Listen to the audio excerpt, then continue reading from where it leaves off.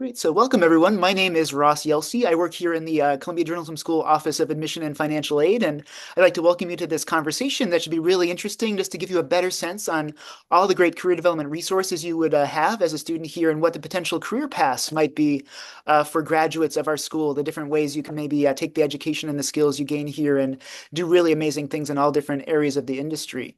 I'd like to welcome two of our deans here today, John Haskins, Dean of Student Affairs, Anusha Shrivastava, Associate Dean of Career Development, and two of our alums, Gunjan Banerji, who's a 2016 graduate of our MS program, who works at Wall Street Journal and is a contributor to CNBC, and Jacob Kushner, 2013 graduate of the MA Politics concentration, who is currently a visiting professor here at the Columbia Journalism School and has recently written a book that's been getting a lot of buzz and is out available now called Look Away, which we can talk about a little bit later too. And so thank you to everyone for joining us. And I'd like to first throw a question to our two deans, John and Anusha, to talk a little bit about your own career paths before you got to the journalism school, and to also tell us a bit about what your role is in the day-to-day life of our students in terms of helping them kind of craft their career paths.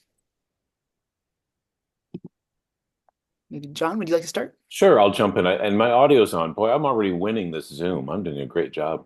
So my name is John Haskins. I'm the Dean of Student Affairs here at Columbia Journalism School. I've been here about 4 years. Before that, I spent many years in the industry and about 35 years in newsrooms across the country, starting out in Minneapolis and then Long Island in New York. And I was in the New York Times for about 30 years. All that time, I was an editor. Started as a copy editor, graphics editor, signing editor, and had a wonderful career. One of my jobs too was to recruit for internships at the New York Times and fellowships. And among the places I recruited was at Columbia University. So there's a real through line there. I have been involved talking to students from Columbia University for the journalism school for years and know the quality of the students that we turn out. I knew that even before I got here, so I was very happy to take on this position. And I'll turn it over to Anusha at this point. Thank you, John. I'm a graduate of Columbia Journalism School. I graduated in 2002. I had been a journalist before that in India for about 6 years. After graduating from the journalism school, I worked in various newsrooms. I was at the Globe and Mail in Toronto. I was at the AP in New York. Most recently, before I switched to higher ed, I was at the Wall Street Journal for about 6 years, covering credit markets during the credit crisis and foreign exchange when the euro blew up.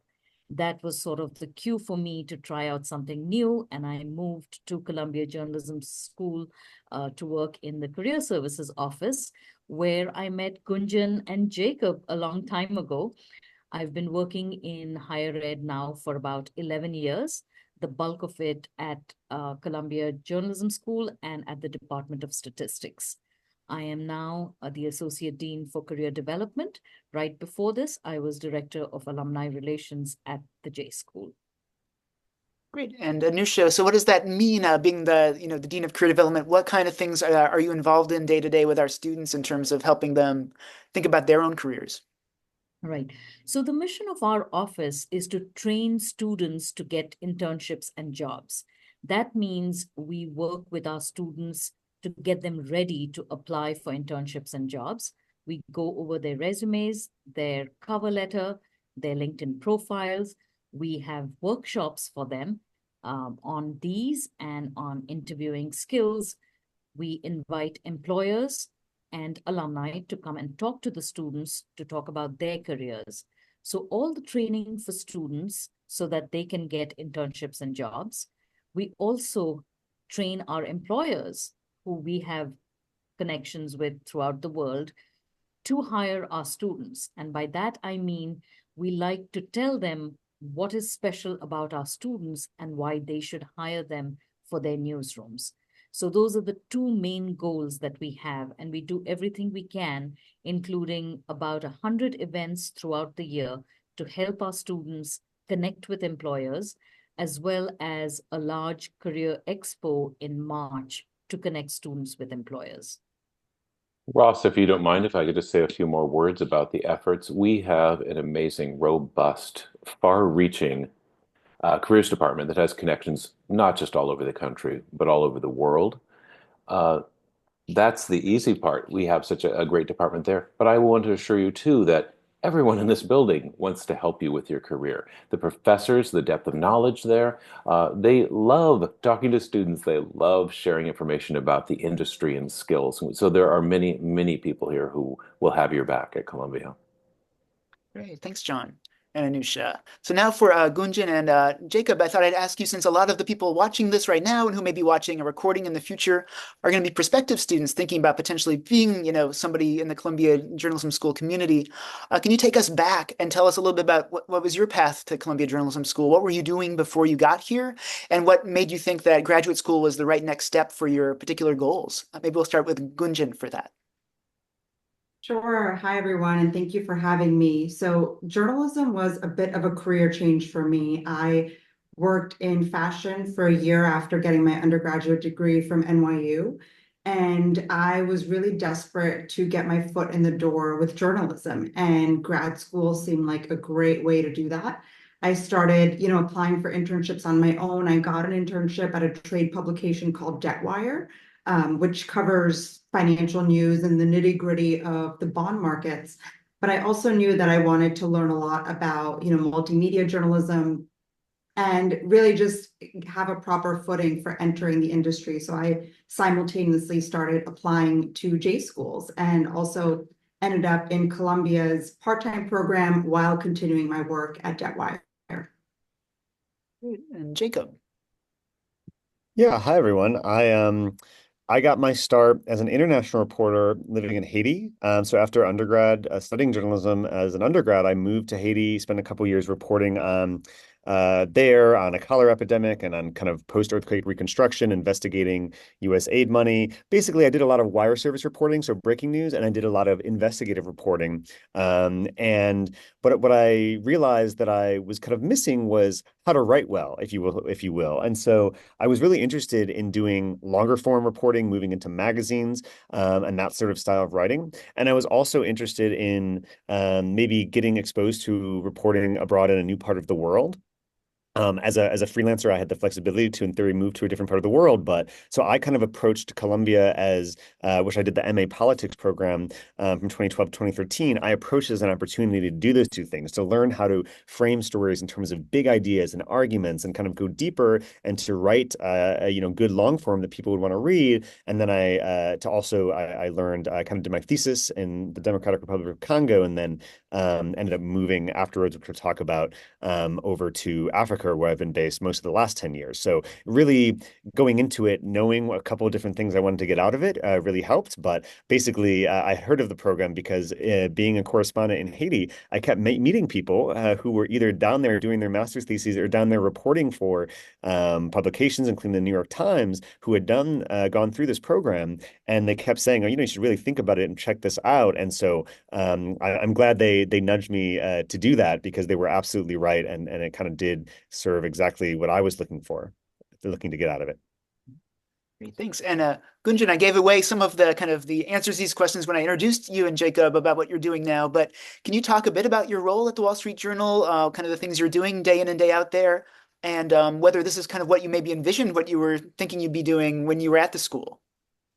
Yeah, it's so funny. I think when I entered J school, I really wanted to get into broadcast journalism. And if you had asked me then, I would have said that was my dream.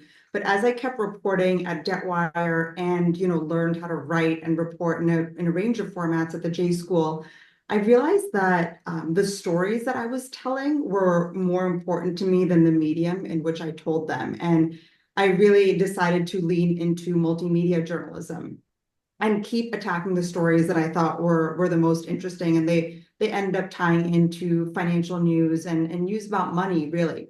I actually met the Wall Street Journal at the Career Expo at Columbia's annual Career Expo. And I ended up staying in touch with them. They introduced me to a bunch of other editors of the journal. And, I didn't get a job there overnight, but kind of staying in touch with the people that I met over many, many, many months, eventually got my foot in the door at the journal. And there I've been able to lean into that a lot more. Obviously, I'm writing on a day-to-day. It's a mix of short-term stories as well as longer-term features that can take months to put together. gotten to work with our social media team, doing reels and TikToks tied to finance and economics and investing. And also, working really closely with our video team and then going on CNBC to talk about my reporting for the Wall Street Journal. So I found that that kind of going where the story took me and, reporting and letting original reporting drive the medium in which I'm telling the story has worked out really well. And that's what I've tried to do at the Journal and at CNBC. Great, thanks. And Jacob, you were talking about doing international reporting before you came to Columbia. You said you were in Haiti and doing reporting like that. What have you been doing since graduation? What are you kind of currently working on now? And is it also kind of connected what you thought you'd be doing when you were going through the program? Absolutely.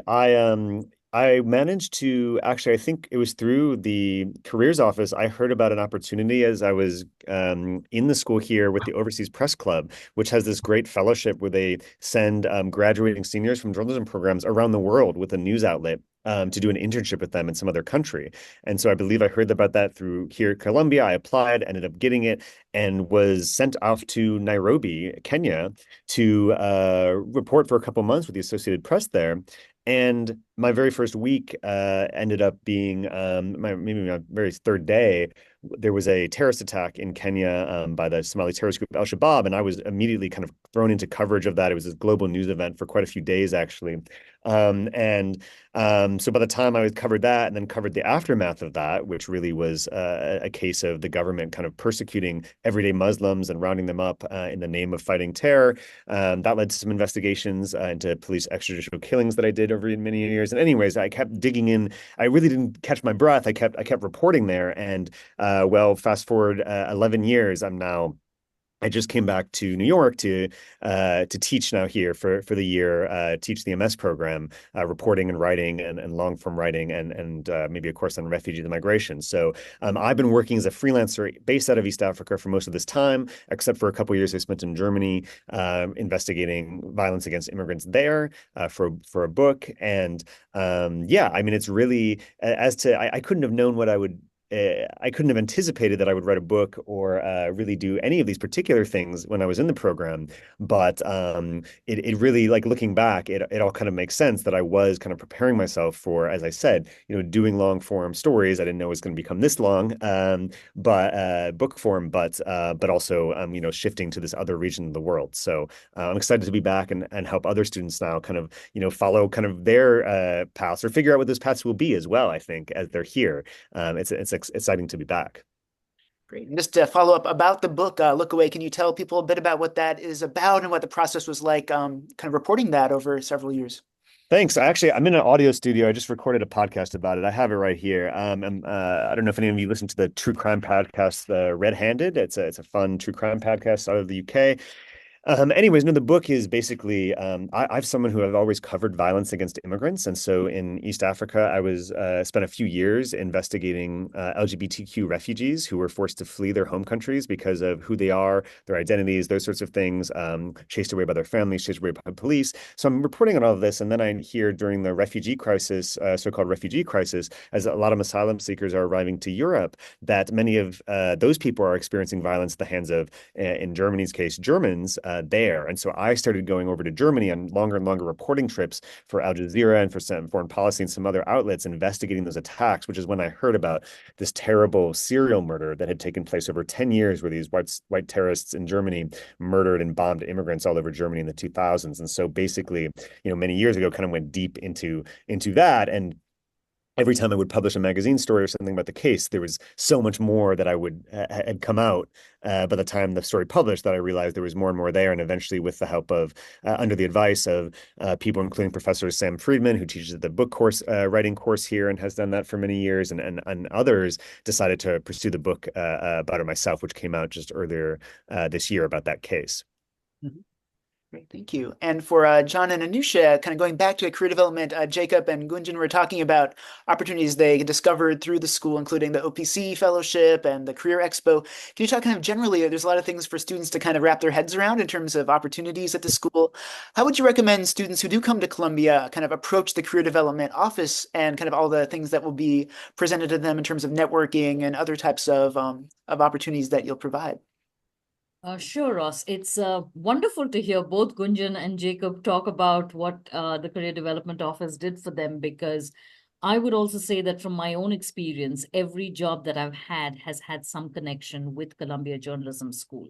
So it's important to remember that the network that is created while at the school and after is really important. In terms of using the Career Development Office, we are a resource that is available to all our students throughout the year. We have an open door policy. Aside from the events that we organize for students to meet employers and alums, we also post for them over 3,000 internships and job opportunities while they are here. And these are all focused on internships and jobs in journalism. And then when they become alums, if they want to move on to other careers, that's also included in a jobs board that is exclusively for our students and alumni. So we are the best resource in terms of connecting students with internships and jobs, not just through events, but through our training as well as the jobs that we advertise. And like we mentioned, the Career Expo at the end of the year, or the annual expo in March, it's a huge networking opportunity. There are more than 100 employers that participate. Many of them are alumni of the school. They are here to connect with students. Sometimes the connections that are formed lead to something immediate, and in other cases, it may be after a few years. So, what we say to the students is use it as an opportunity to connect with employers, not just for now, but for many years to come, because this is how you stay in touch with journalists who move from one place to another. This is their first introduction to those journalists throughout the events, including the Career Expo. If I could just say a few words, one of the things you'd said before is like, how should they use the careers office? Frequently and well, I think is the answer. I speak to a lot of students here, and we talk about looking for a job before you need a job, doing the research, having the conversations, building the network. We have so many sessions, not just with an employer comes in, an employer comes in. It's sessions on how to write resumes, how to do cover letters, how to manage your online presence. All of that we teach. And also the varied number of people who come to the building, not just straight up employers, but speakers who come. I encourage all of our students to sample all of it. You never know where your career is going to go, and often people who are at those employers or speaking will be someplace else at that point. So it's about making those connections, speaking to people you're not really sure what they do or what the publication is about, or the podcast, or the documentary. Sample all of that. Our students, I tell them all the time, they will never have this concentration of opportunities in this shorter period again. So take full advantage of it. Great. And Gunjan, you talked a bit about the expo and all these great opportunities you were presented with as a student. Now that you've been working for many years in the field, are there certain things you feel like you learned at this school that have been, continually helpful in terms of your career path and the work that you do? I mean, so much. I really learned how to write a story at Columbia, even though I was working as an intern before I started at a trade publication. That's where I learned what a lead is, what a nut graph is. And I found that the classes really instilled in me the importance of going out and really being fearless about reporting, whether it was heading to, a part of New York I'd never been to approach literally strangers on the street for reporting projects through a class called City Newsroom. It really taught me the importance of cold outreach and putting yourself out there in terms of reporting, which was just really invaluable. I also, I was writing in my day job and got to learn so much about multimedia journalism. So now when I am working with producers, I have some insight into the lingo and how that side of things works, even though I'm often not the one doing the actual editing. It's really, really helpful to understand how all sides of, telling stories through multimedia works. Great. And Jacob, in terms of the book you've just recently published and the teaching that you do and the other reporting that you've done, what kind of things have you think you've picked up at Columbia that have been really helpful in this kind of latter part of your career? Yeah, absolutely. I mean, I think I went to the MA Politics program, so I had already experienced doing reporting in Haiti, as I mentioned, and elsewhere. And I came to the program, wanting to learn long form. I didn't know what I didn't know, and so in my politics seminar, I learned about writing stories based on big ideas and arguments, which I didn't really realize was in the realm of journalism, kind of making arguments through a long form story. And that's still the kind of reporting I do today.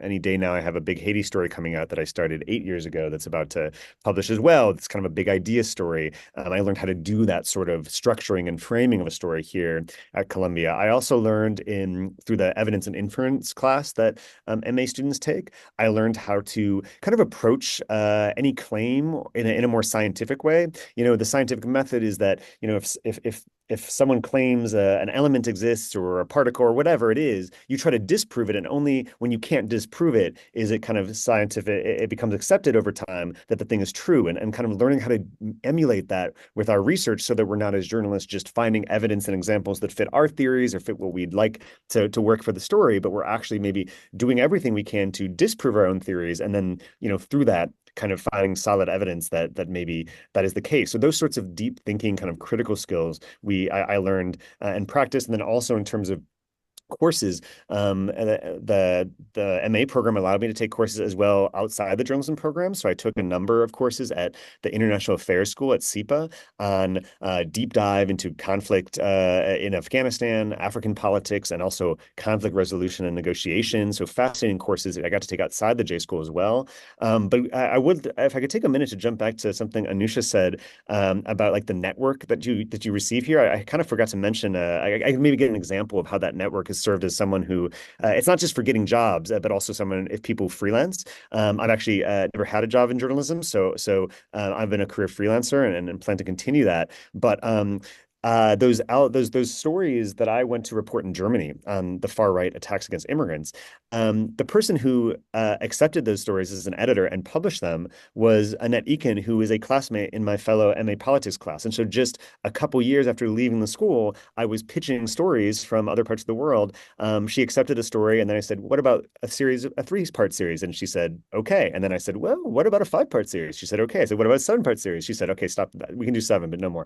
And so I had all of these articles behind my belt in Germany, a new place to me, because of that network that I had from Annette, who I had graduated with and kind of come to know. So the network isn't, I mean, of course, it's a wider network of anyone who's graduated here and employers and that sort of thing. But even just the network you meet among your own classmates has proved to be valuable. And so I really encourage you to kind of think of it that way as well.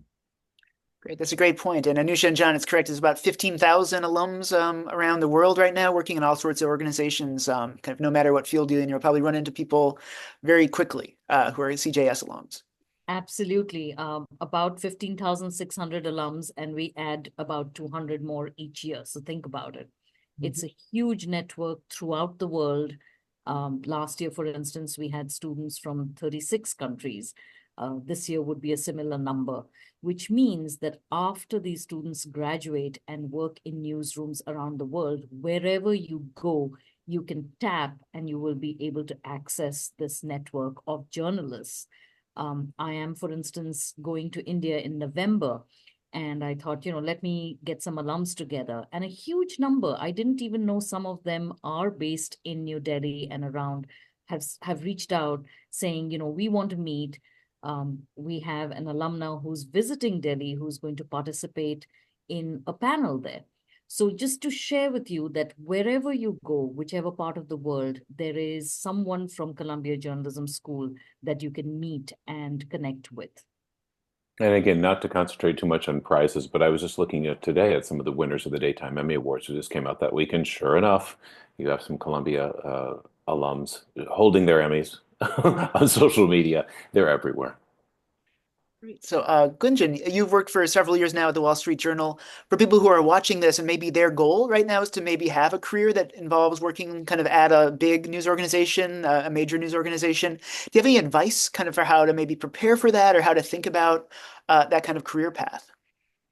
Yeah, so I've been at the Wall Street Journal for almost 8 years now, which is kind of a crazy number. I didn't imagine staying anywhere for 8 years because I feel like people tend to hop around a lot more these days, but it has been just a tremendous place to work. And for me, it's really come down to writing great stories, which sounds so simple, but I've found that focusing on original reporting and being on a team with a great editor and great reporters has just organically opened up a lot of opportunities for me. One story that I led was the GameStop mania and the retail trading boom of 2021. And that, of course, became a series of page one stories for us and stories that led the homepage for us, but it also turned into the journal's first Netflix documentary, which was a whole new challenge for me and a mode of storytelling that I had never engaged with before. And that's when I first started going on TV to talk about my story. So always found that focusing on sourcing, focusing on telling the best stories possible. In journalism, the great thing is that you can really measure your output. People can see what you've written and what you can do and what you've done. So I think at a big organization or really anywhere, focusing on that is a great way to keep on progressing. I do think journalism careers can be more ambiguous than careers in marketing or finance, where there's just natural steps up every 1 or 2 years. But the ways in which journalists can take on new challenges are often a lot murkier. Like maybe it is a Netflix documentary, maybe it is a book that's not reflected in your title change, right? But I think kind of tapping some of those skills that you do tap a lot in J School has helped me at the Journal too, where, it is such a big place. So it helps to, network within the organization and reach out and have coffee with people inside the organization and outside of the organization as well. And try to keep an eye out for what new opportunities will be out there. But for me, it's really always come down to writing great stories and trying to trying to challenge myself by continuing to tell better and better stories. Great. So do you find that, challenges kind of present themselves when you're working at a place for that duration of time, or do you really have to seek out kind of new challenges and opportunities yourself? I think it can be a mix of both. I've had editors tap me on the shoulder and say, hey, would you be interested in teaming up with this person for X project?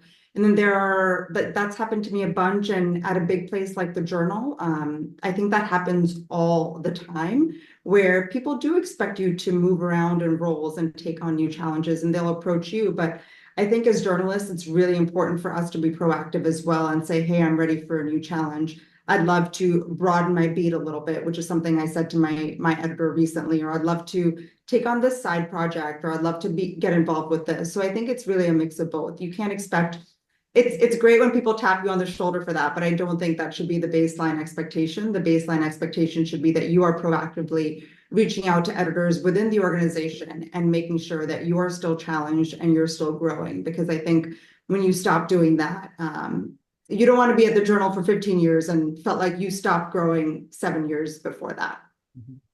That's great advice. And Jacob, you were talking about, the fact you've been freelancing for many years and you want to continue doing that. What advice do you have for people who might be hearing this and being like, yeah, that's actually what I might want to see myself doing in the world of journalism? What advice do you have for people in terms of launching that type of career path where you're much more independently driven?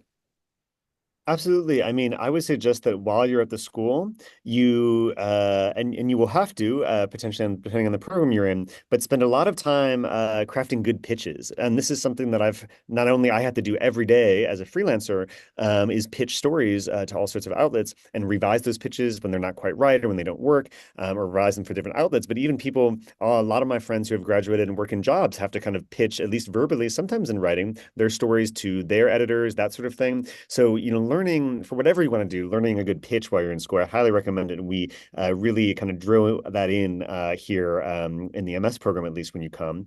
And so as far as skills, that's one thing. But I would say, career-wise, again, I mean, I mentioned one of the connections I had with other classmates. That was just one, just from my own graduating class. Another classmate, Daniel Bush, ended up moderating one of my book talks in Washington, D.C. He's a PBS, longtime PBS NewsHour correspondent, recently moved over to Newsweek as a White House correspondent. another DC-based classmate. I'm just thinking about these connections I made and how they've helped me. Another classmate recommended another moderator for one of my book talks as well in here in New York. And so, when your friends become your editors as a freelancer, that's a really helpful thing. And so I think, keeping in touch with those people is incredibly important. So I'd recommend, to anyone, while they're in the school, really leverage those connections that we talked about, especially if you might go into freelance reporting, because, that's really a lot of your making it as a career freelancer is going to depend on the connections that you make, not just here, but also, of course, once you leave the school. Just going back to kind of just ask the big question, like what drew you to that type of career in the first place? What kind of appeals to you about being freelance as opposed to maybe trying to work more in a big organization or a smaller organization, kind of as a reporter in that kind of placement? Yeah, absolutely. I mean, what I love about freelancing is the flexibility to pursue pretty much any story I want in any part of the world I want and try to attempt to place it in any publication I want. I mean, you might find a story that if you worked at a newspaper and you only had 1,200 words, it could, only be a 1,200 word story and then you're stuck, or maybe they wouldn't take it at all if the subject isn't right. But if you're a freelancer, you can take that somewhere else. You can turn it into a 12,000 word story as I have done with a piece that's about to come out. And so, you have the flexibility to really pursue what you like. Of course, the challenge is, you have to get those things placed, and half of the job is finding the job, right? Is getting those stories accepted, finding the right home for them, which can be tricky. But that's also something that, like, through your networks or through my networks, I've kind of learned how to do, among other friends who have become freelancers and editors as well. But yeah, I mean, for those of you interested in a career in freelancing or to pursue that, I think it really can offer a lot of flexibility in terms of the type of journalism that you do. Mhm. Great. And I think we'll turn back to something we talked about already a bit, which is the alumni network at Columbia, which is, vast. We talked about the 15,000 people.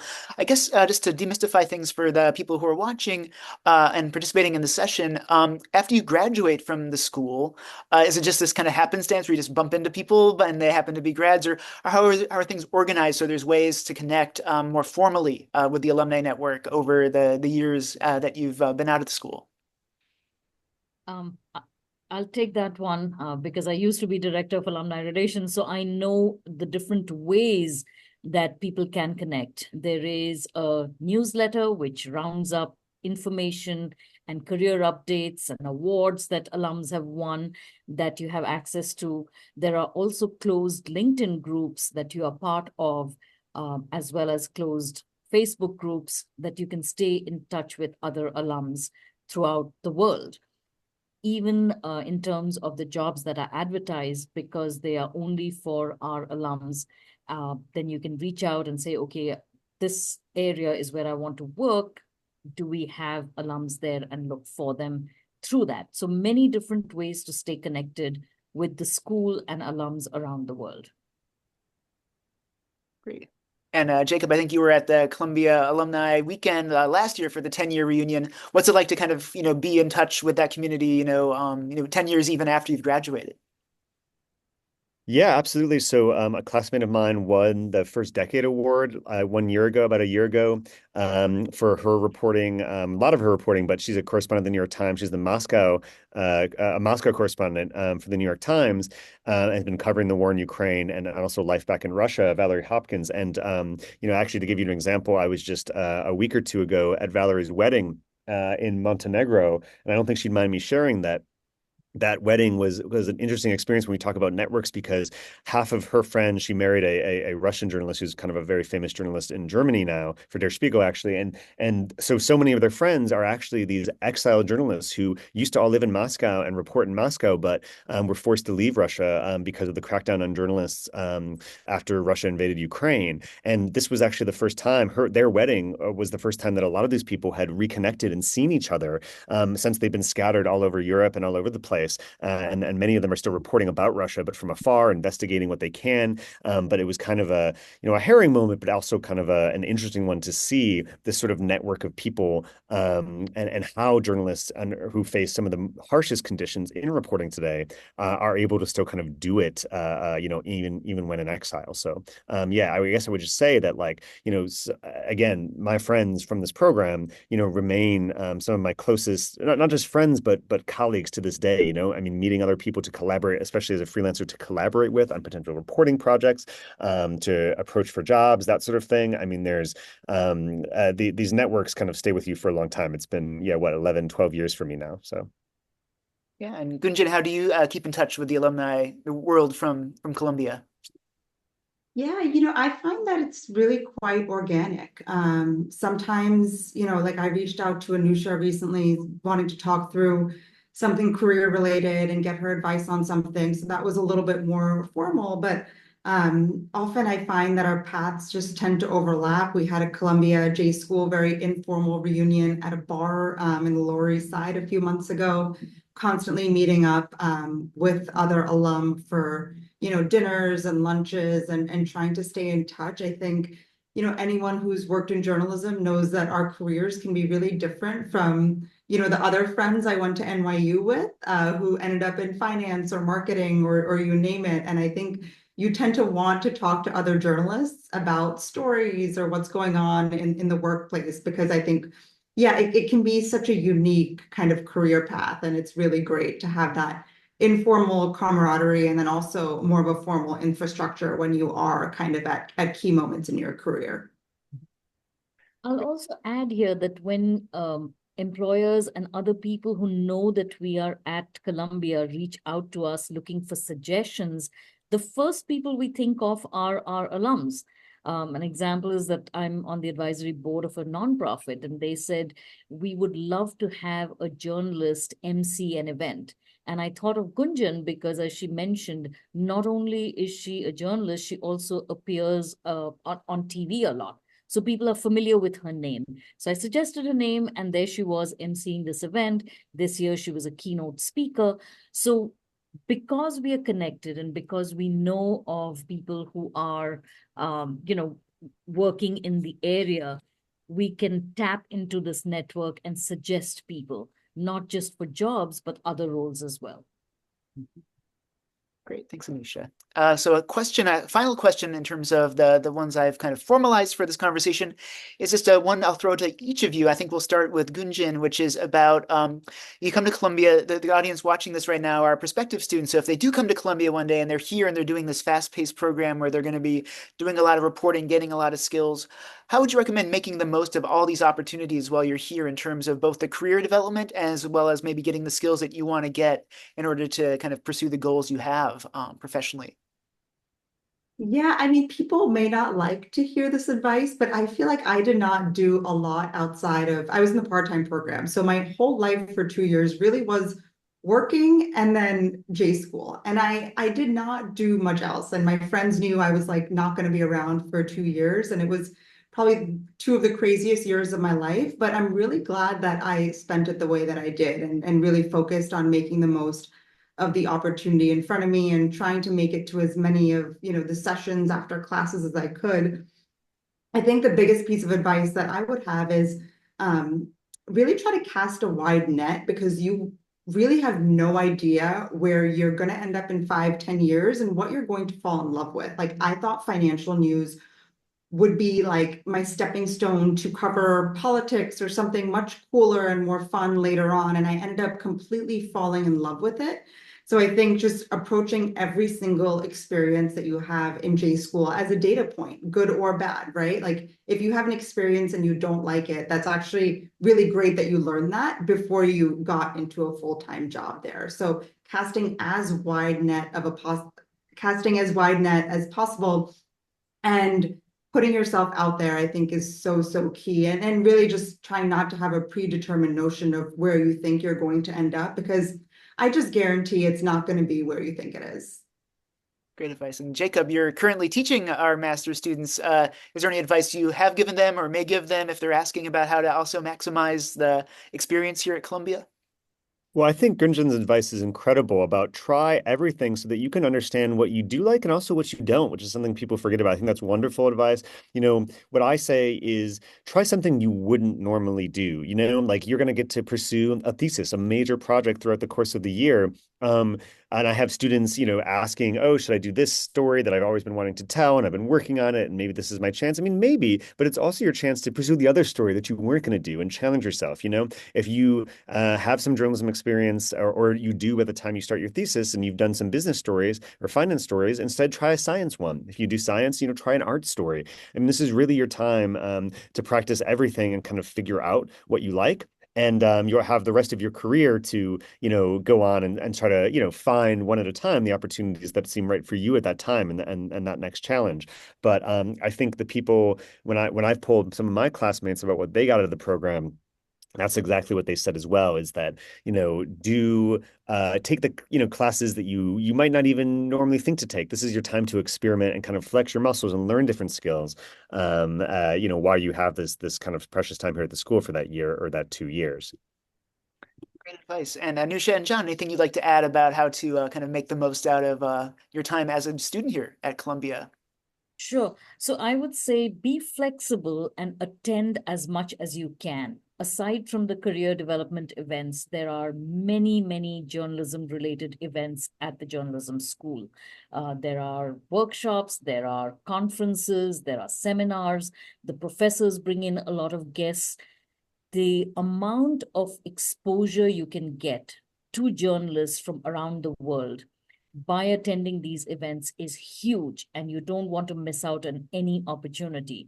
I still try to attend as many events as I can because I'm learning and I want to continue to meet journalists who are practicing journalism in different parts of the world, whether it's on environment or climate change, topics that I may not have covered, but I'm interested in hearing about. So you can explore and you can find your passion by attending these events. Great.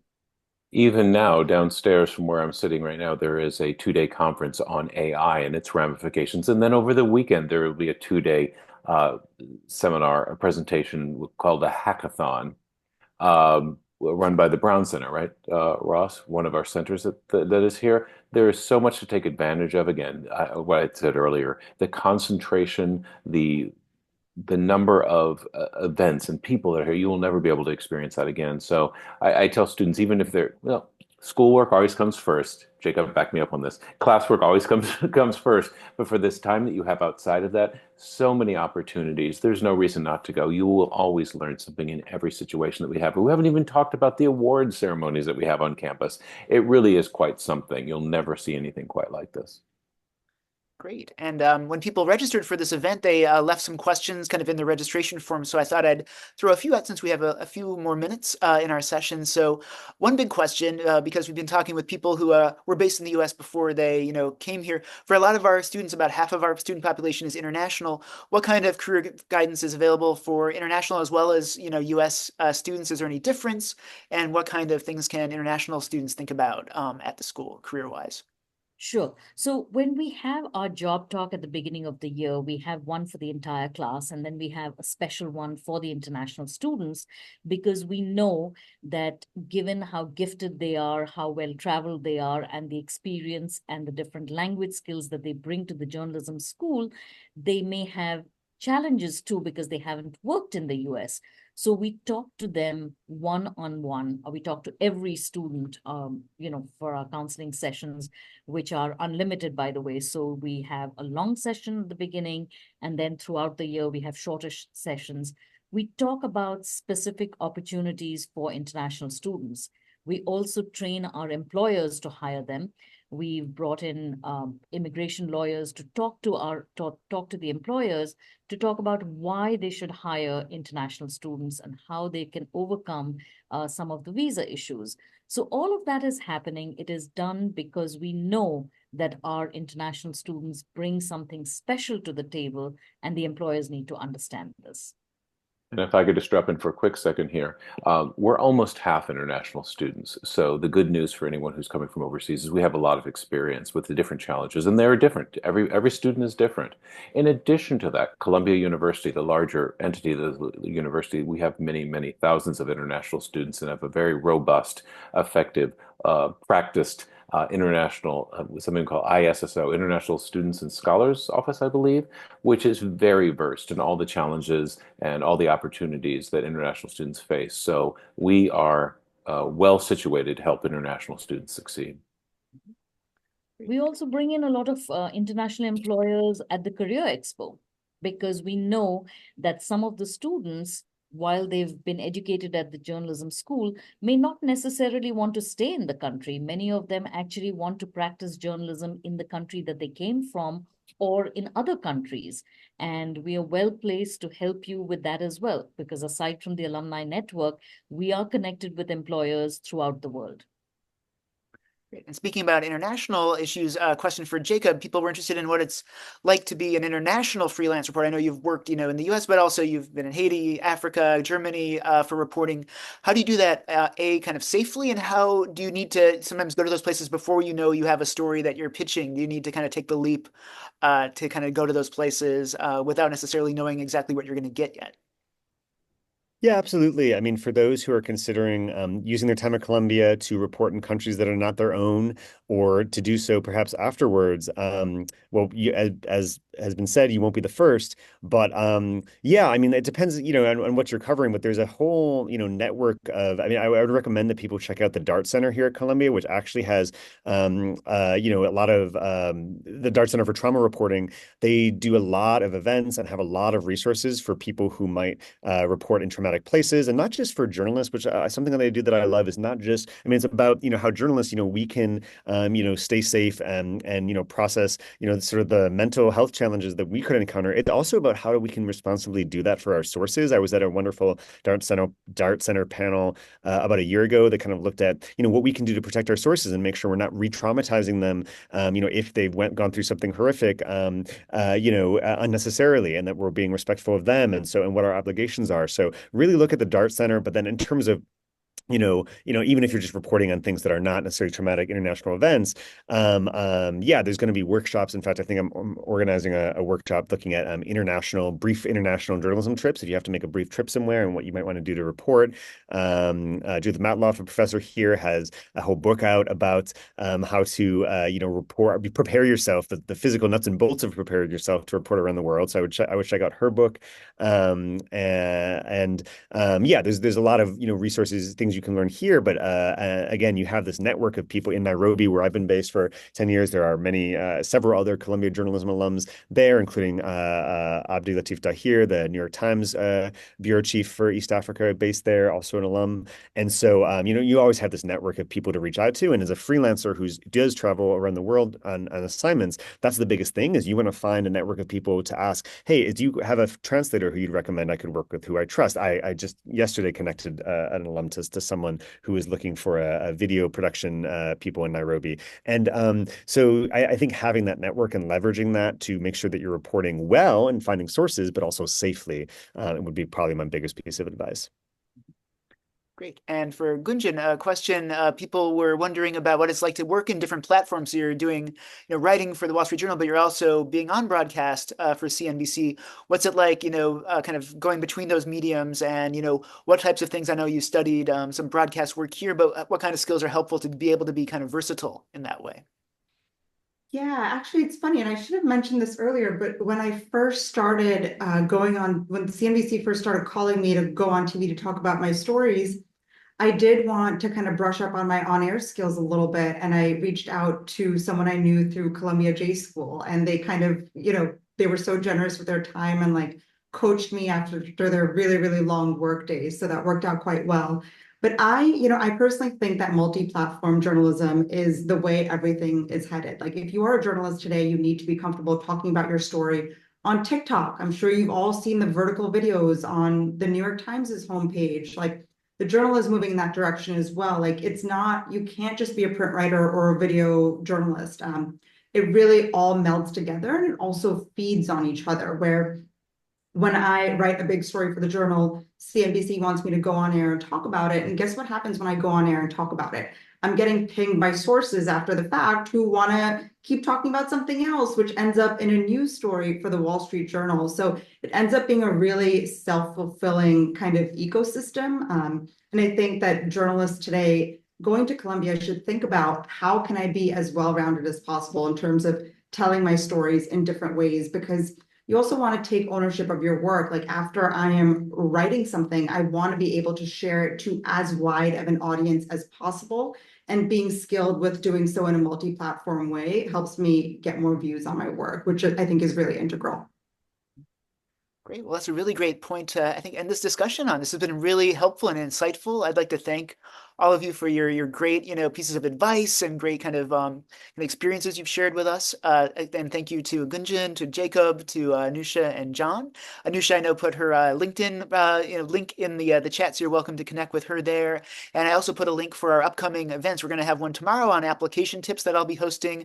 Please sign up for that, and plenty of things coming up next week, including a session involving a sample of class where we'll learn how to put together a great podcast with some of our audio faculty, and a few more things. So there'll be plenty of things to join, whether you're, wherever you are in the world, basically, and some in-person events if you are in the New York area to join as well. So we look forward to continuing this conversation, seeing you at upcoming events, and maybe seeing you on campus very soon as well. Thank you again, everyone. Have a great rest of your day, and we hope to see you again soon. Thank you. Everyone.